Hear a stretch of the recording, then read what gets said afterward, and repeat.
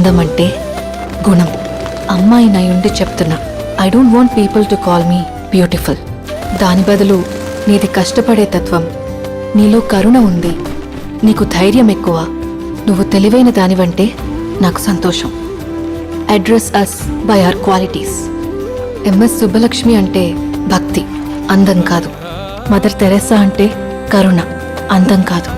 Ayn Rand అంటే తత్వం, అందం కాదు. సరస్వతి అంటే విద్య, దుర్గా అంటే ధైర్యం, గౌరీ అంటే తపస్సు, లక్ష్మి అంటే శుభం.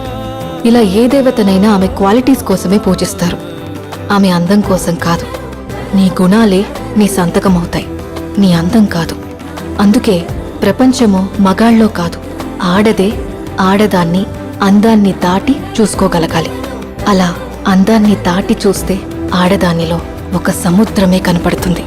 గుణాలతో నిండిన ఒక దేవతే దర్శనమిస్తుంది.